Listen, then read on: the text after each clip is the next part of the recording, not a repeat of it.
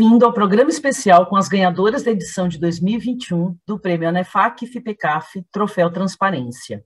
Este episódio conta com patrocínio da Petrobras e do Governo Federal.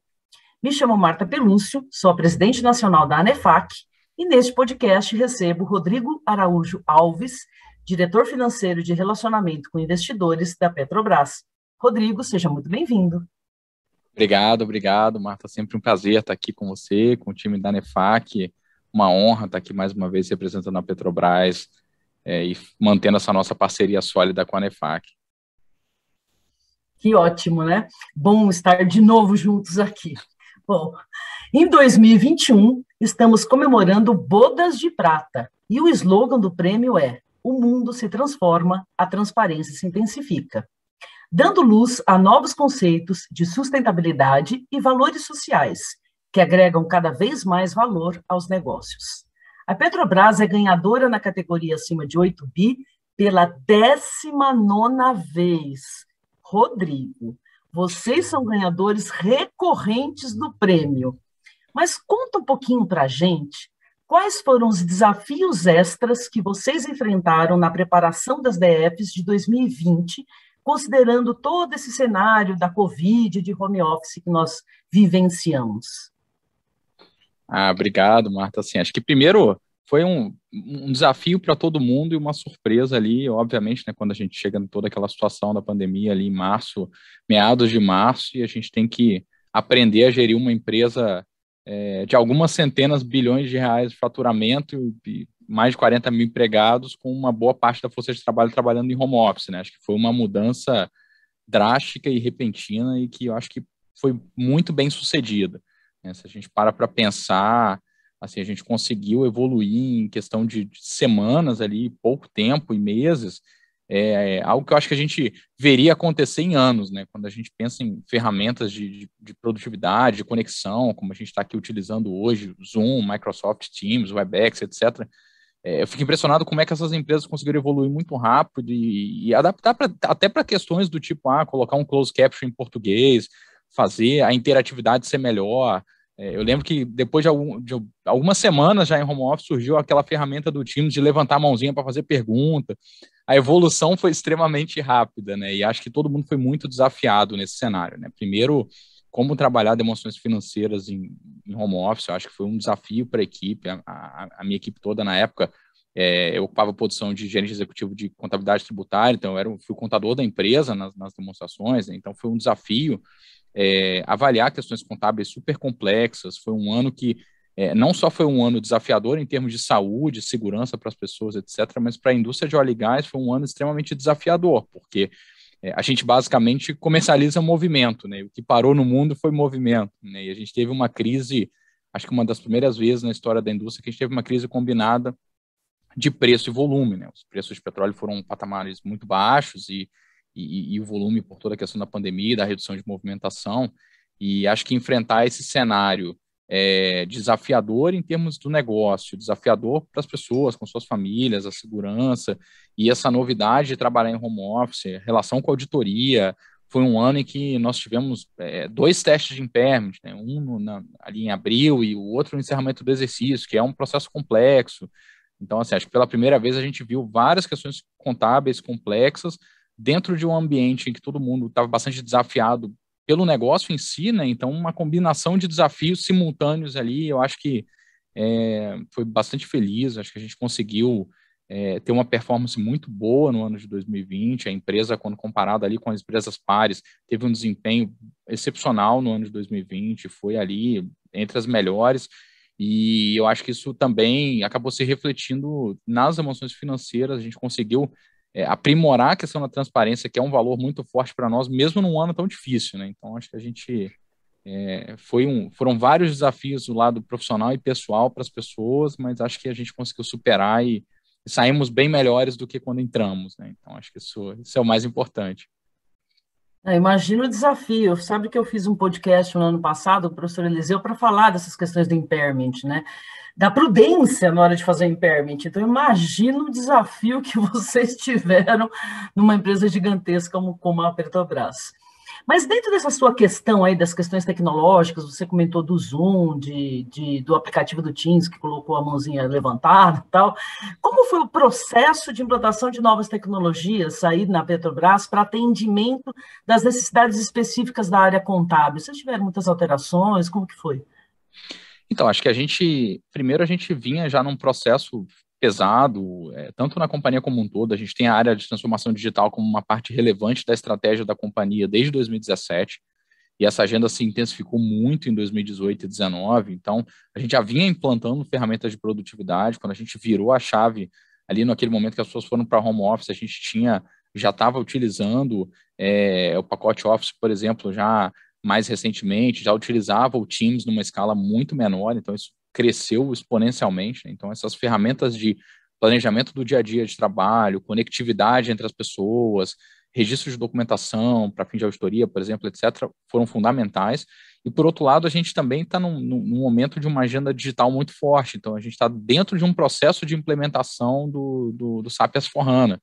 Então, isso aconteceu em paralelo. Então, as ferramentas estão evoluindo. A gente implementou uma série de ferramentas para gestão contábil ao longo do ano passado.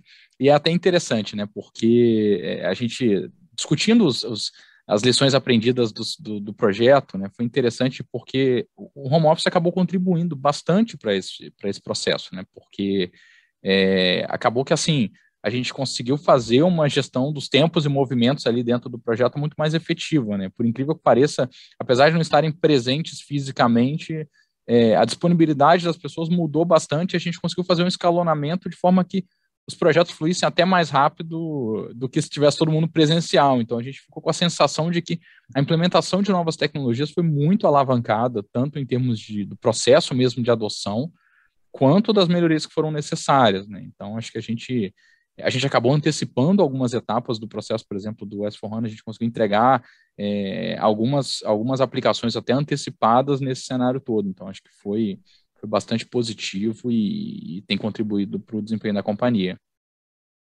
Nossa, eu fico feliz em saber que o home office causou produtividade para vocês, né? Assim, eu tenho visto isso em algumas entidades também, acho isso bem interessante, né? Mas falando então nessa questão de home office, em que as pessoas ficam em casa e tem toda uma questão familiar, tal. Então a gente sabe que um grande desafio extra durante todo esse processo é essa gestão das pessoas em si, né? De que forma a Petrobras atuou para garantir uma boa saúde mental e emocional aos seus colaboradores? Tá, a Petrobras, desde o início da pandemia, teve bastante cuidado com os colaboradores, tanto no sentido de, para todos os casos que fosse possível, né, a gente fez a migração para home office, e aí quando a gente pensa na turma da área administrativa, é um pouco mais fácil isso, né, a gente consegue fazer uma migração praticamente integral e consegue ter esse cuidado. Por outro lado, as áreas operacionais precisavam continuar, né? A gente não consegue interromper, por exemplo, a produção de uma plataforma de petróleo, não consegue interromper uma produção de uma refinaria, enfim. Então, tinha todo um conjunto de pessoas que a companhia teve todo um cuidado, tanto de testagem, quanto de adequação dos regimes de trabalho, por exemplo, para espaçar um pouco mais os embarques, de forma que as pessoas que ficavam embarcadas, já tinham sido testadas, ficavam um pouco mais de tempo, e o regime de embarque ficava um pouco mais de tempo do que o normal, para que quem estivesse ali já com testagem, com todas a segurança, com quarentena antes e depois do embarque, por exemplo, numa plataforma de petróleo, tivesse por mais tempo, né? Então a gente fez várias adaptações para o regime, a gente tem uma que a gente chama de EOR, né, que é uma estrutura organizacional de resposta, que é exatamente desenhada para esses momentos de crise, claro, tem vários aspectos ali, desde saúde, segurança, comunicação, gestão de crise propriamente dita. Então acho que a gente conseguiu reagir muito bem. Tivemos aí, em termos de testagem, casos, etc., um desempenho bastante positivo. Acho que a gente conseguiu manter as operações da companhia e ter índices bastante controlados de ocorrências, e claro que com planos de resposta, sempre que acontecia algum tipo de incidente. Então, acho que a companhia conseguiu passar por um momento muito difícil, dando muito apoio aos colaboradores, tanto né, com a questão da migração para o home office, quanto na própria operação. E conseguiu, como eu falei, né, assim, gerar resultados muito positivos nesse ano, que também são reflexo de todo o trabalho das pessoas que mantiveram a companhia rodando a pleno vapor, mesmo num ambiente tão difícil. E nós sabemos que a companhia ela depende não só dos seus próprios funcionários, como muito dos seus fornecedores, né? Então, se a gente olha um pouquinho a gestão de fornecedores, quais que foram assim os principais desafios, olhando principalmente o cenário de auditoria externa? Como foi o desenvolvimento desse trabalho? Bom, assim, acho que primeiro foi interessante, né, até comentei isso com o sócio-líder da nossa auditoria, né, essa relação com a auditoria externa, acho que ela evoluiu bastante no ano passado, né, porque a gente viu que, por exemplo, muita coisa que a gente produzia evidência em papel, a gente teve que se adaptar rapidamente para poder ter a assinatura eletrônica dos documentos. Acho que as firmas de auditoria também evoluíram muito na relação com os auditados no ano passado, né, porque a gente viu que, de fato, a gente ainda tinha muita coisa de documentação produzida através de evidência impressa, etc., que quando o cenário mudou, acho que tanto o auditor quanto o auditado tiveram que se adaptar para não dá mais para produzir documento físico, tem que ser documento eletrônico, tem segurança, tem rastreabilidade, etc. Então, acho que essa relação amadureceu bastante, né? Eu acho que assim, na relação com a auditoria propriamente dita, como eu comentei, foi um ano desafiador, porque assim, quando a gente pensa ali, né, em abril, mais ou menos, os preços de petróleo vieram a patamares muito baixos, então a gente, até testes, por exemplo, de going concern, que é uma coisa que você não faz rotineiramente, virou parte da nossa discussão com a auditoria, demonstrar que, mesmo aquele cenário desafiador, a companhia tinha ali as condições de liquidez para sobreviver, etc., que é algo inovador, e não é comum, né, a gente ter teste de going concern com a auditoria, e quando a gente pensa nos fornecedores em geral, na cadeia como um todo, né, a gente teve bastante cuidado, acho que é claro que a indústria como um todo sofreu esse cenário desafiador, mas a gente tem uma série de, por exemplo, a gente tem plataformas que são operadas por empresas parceiras nossas, né, a gente tem, por exemplo, empreendimentos que estão em construção, a gente não poderia interromper, então, assim, a relação com os fornecedores foi bastante positiva, até pelo tamanho, pelas relações que a gente tem com os fornecedores, acho que a gente consegue exercer um papel importante de liderança na cadeia de suprimentos e conseguiu, por exemplo, implementar boas práticas que os fornecedores seguiram. Acho que isso ajudou bastante. Os fornecedores aplicaram várias das boas práticas que nós fizemos nas nossas rotinas e nos nossos processos, eles fizeram também.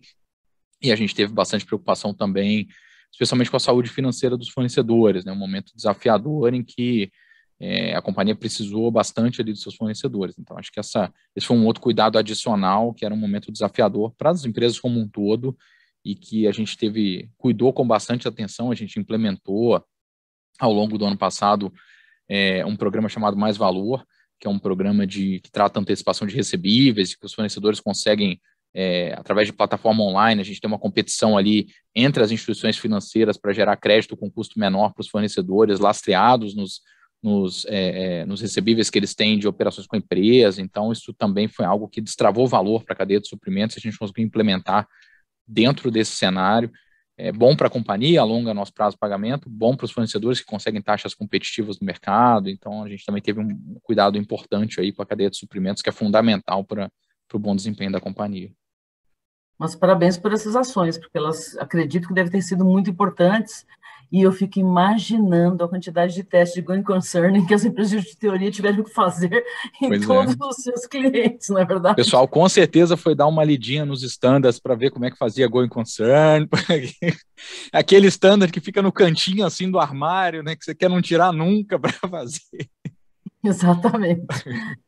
Agora me conta um pouquinho, Rodrigo, você como representante de uma empresa ganhadora nessa nossa 25ª edição do prêmio, né? Qual fator técnico você aponta como decisivo para a conquista do prêmio deste ano? E também me conta um pouquinho se como você considera assim as ações de educação continuada como um fator colaborativo para o aperfeiçoamento técnico da sua equipe e para a entrega das DFs de uma forma transparente. Excelente. Eu acho que assim, a gente tem já há alguns anos, a gente participa de vários grupos, vários fóruns com associações. Acho que a Petrobras consegue ter uma representatividade técnica bastante sólida, é super reconhecida em diversos ambientes. Então, de fato, o fator técnico é algo primordial para nós. A gente tem uma preocupação grande nessa parte de educação continuada, de manter as equipes atualizadas, e aí acho que o cenário da pandemia contribuiu muito para isso, porque a quantidade de conteúdo novo que foi gerado também foi algo impressionante, né? Rapidamente, lembro que você comentou de ter participado de lives sobre esses assuntos, né? A gente rapidamente tinha ali vários eventos sobre vários assuntos, então vários assuntos técnicos ocorrendo, as empresas se ajudando também, né, nesse cenário desafiador. Então, isso acho que ajudou muito e as equipes puderam ter esse espaço de participar. Acho que o cenário do home office contribuiu também para isso. E eu acho que uma preocupação grande que a gente tem, e a gente faz um trabalho forte, contínuo de benchmarking das melhores práticas, não só óleo e gás, a gente costuma fazer varredura das demonstrações financeiras de outras indústrias para buscar as melhores práticas. Eu brinco que o pessoal do meu time, sempre que sai a lista das ganhadoras, o primeiro trabalho é ver o que alguém está fazendo melhor que a gente para ver como é que a gente melhora, né? E a gente faz esse trabalho continuamente. Ano passado, a gente, ao longo do ano, fez um trabalho forte com base num paper que o IASB produziu, chamado Better Communication on Financial Reporting. Eu tive a oportunidade de ser um dos membros de um grupo técnico de suporte ao IASB com relação ao relatório da administração, né, com relação ao Management Commentary. E nesse contexto eu tomei conhecimento desse trabalho que eles fizeram de benchmarking, chamado Better Communication on Financial Reporting, a respeito das melhores práticas de notas explicativas. A gente fez um trabalho relevante ano passado de adaptação de notas explicativas nossas para as melhores práticas, e o IASB coletou as melhores práticas globais. Fizemos também, colocamos ano passado numa parceria com o time de comunicação, trouxemos especialistas de análise de conteúdo para revisar os nossos relatórios financeiros, para ver qualidade da redação, fluidez, parágrafos muito longos, se as palavras em si eram claras, se a mensagem era transmitida de forma clara. Então, a gente conseguiu, ano passado, fazer um trabalho quase que de 3 ou 4 pilares ali diferentes, envolvendo especialistas contábeis, especialistas em comunicação, os próprios benchmarks do IASB, benchmarks de outras empresas. Então, a gente conseguiu se aprofundar bastante. Acho que, especificamente, a nossa demonstração de 2020, a gente conseguiu trazer. A gente vem num crescente de evolução em termos de qualidade e transparência, mas acho que 2020 a gente conseguiu ainda dar mais um salto de qualidade. Né, como eu te falei, fui o contador responsável, fiquei feliz com o resultado final do trabalho, acho que a gente conseguiu avançar bastante, e a gente tem uma preocupação de ter demonstrações financeiras evoluindo constantemente, né, porque a comunicação com o mercado precisa evoluir constantemente, e eu acho que o ano passado era fundamental que a gente conseguisse passar as mensagens de forma clara para o mercado e para a sociedade em geral, de qual era a situação financeira da companhia, o que estava acontecendo, quais as medidas que a gente estava tomando para enfrentar esse cenário desafiador. Então, por exemplo, em nota explicativa, a gente teve cuidado de todos os trimestres de escrever com clareza tanto as medidas de saúde quanto as medidas financeiras que a companhia estava tomando, e a gente incorporou aspectos até não financeiros na demonstração para mostrar com clareza os passos que a gente estava fazendo e ter essa comunicação clara e transparente com o mercado, que eu acho que era uma preocupação. A gente tinha o cenário era super desafiador em termos de saúde, em termos de indústria. A gente precisava comunicar claramente que estava conseguindo lidar bem com esse cenário e que estava conseguindo atravessar. Então, a gente teve um cuidado adicional de ser ainda mais transparente no ano de 2020 para demonstrar tudo que estava sendo feito para que a gente atravessasse com saúde, segurança e com resiliência financeira aquele momento tão difícil. Parabéns aí pelo trabalho de vocês, porque eu acredito que um dos principais fatores de transparência é o que você comentou, que é a compreensibilidade, né? É você comunicar ao seu investidor de uma forma que ele entenda. Porque se ele não entender, a culpa é sua, não é dele. Então, exatamente. Demora para cair a nossa ficha disso, né? Os contadores têm esse desafio de falar, poxa, mas isso aqui é tão claro na contabilidade, a gente tem que fazer aquele exercício de introspecção, de lembrar que está escrevendo para alguém, né? Exatamente. E você falou que usou o pessoal de comunicação, mas é tipo jornalista, assim, que ajudou vocês a escrever melhor? Exato, o nosso time de comunicação interna, assim, eu acho um trabalho que a gente fez importante foi assim, vamos entregar a demonstração na mão de alguém que não é especialista e ver o que a gente conseguiu passar de clareza na mensagem e o que não passa. E aí, claro que quando a gente compara com um investidor, com um analista de mercado que já tem um nível de sofisticação financeiro maior, a gente sabe que vai acabar entregando mais do que a gente conseguiu para alguém que não é especializado naquele assunto, né? Então, a gente fez vários... esse foi um ponto até interessante, né? Uma coisa que a gente tem, acho que o mundo dos financistas, a gente se fecha muito ali no nosso mundo e tem um linguajar próprio, e às vezes com pequenas adaptações a gente percebe que aquilo que você falou, a compreensibilidade aumenta muito.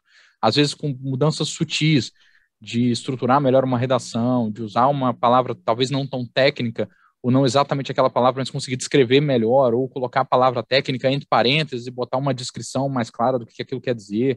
Então a gente foi fazendo ajustes e acho que a gente conseguiu melhorar bastante a compreensibilidade com esse trabalho, e acho que isso ajudou muito, assim, até coisas como técnicas mais básicas de contagem de palavras em parágrafos, para ver se a gente não estava com redação muito longa, que fica cansativa, enfim, a gente fez um trabalho bastante robusto no ano passado nesse sentido.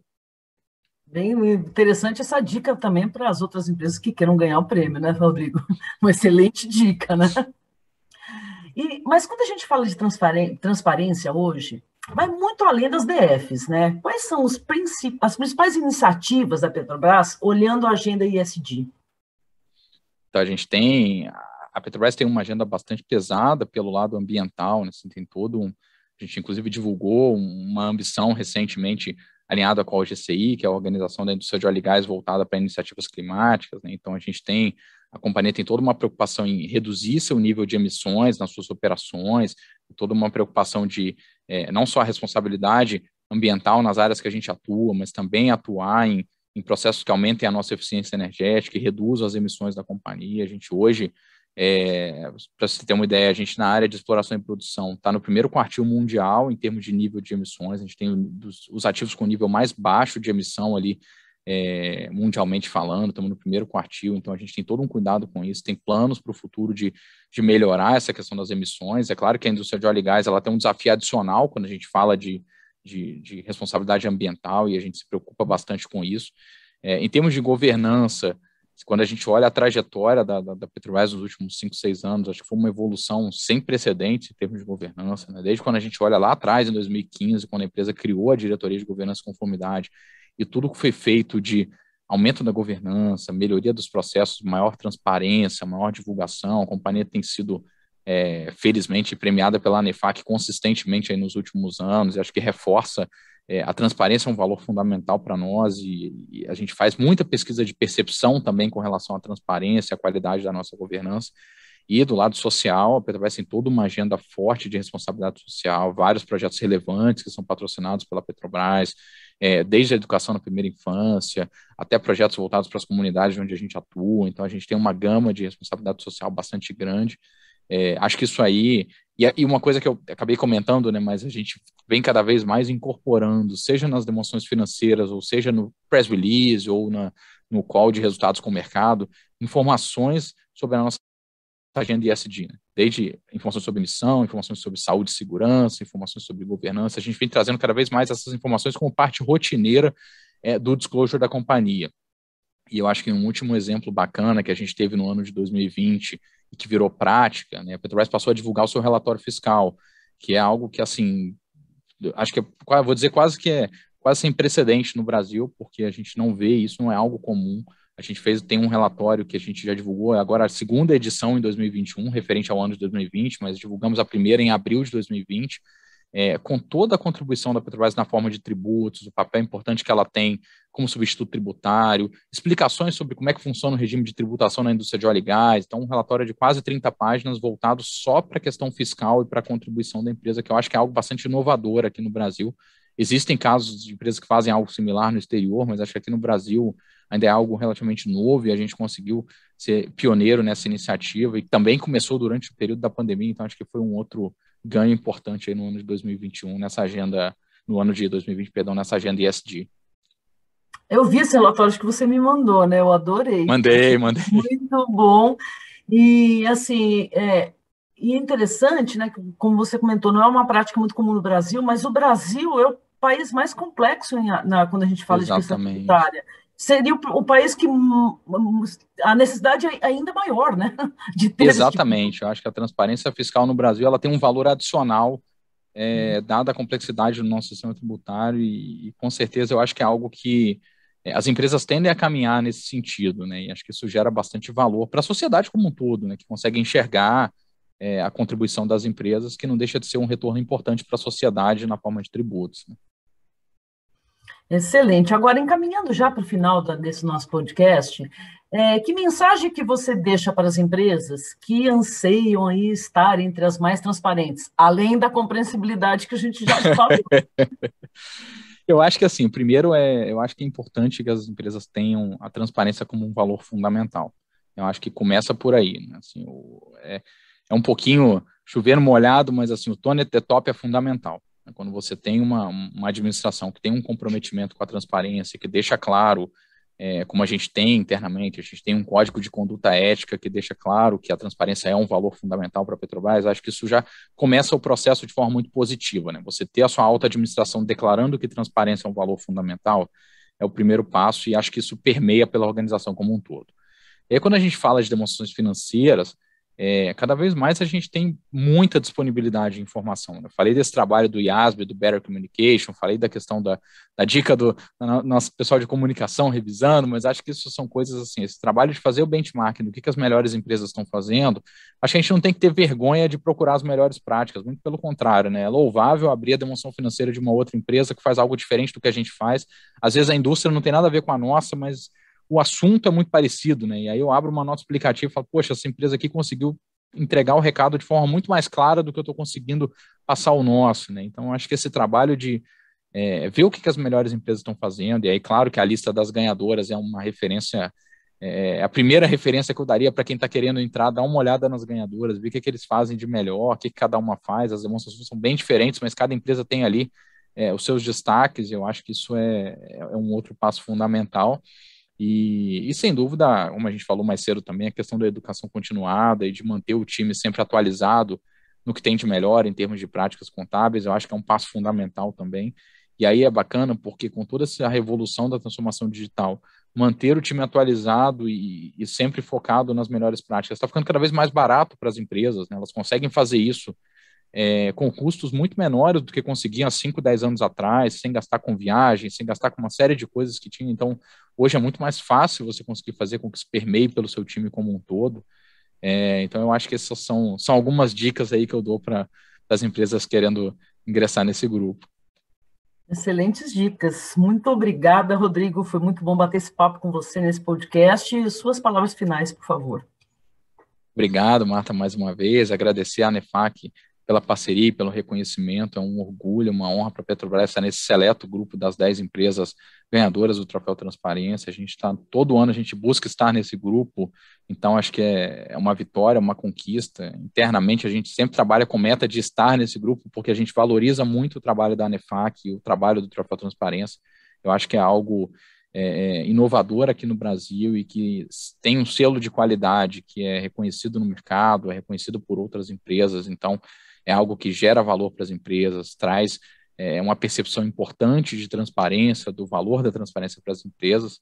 Então, muito feliz de estar aqui, muito agradecido por ter a Petrobras aí mais uma vez premiada e nesse grupo seleto que as empresas vão evoluindo e fica cada vez mais difícil estar nesse grupo, né? Então, e parabéns mais uma vez à ANEFAC pelo brilhante trabalho, obviamente não só na questão da transparência, que é uma marca fundamental da ANEFAC, mas por todo o trabalho com a comunidade financeira e pelo reconhecimento da ANEFAC extremamente valorizada e reconhecida pelos profissionais da área financeira.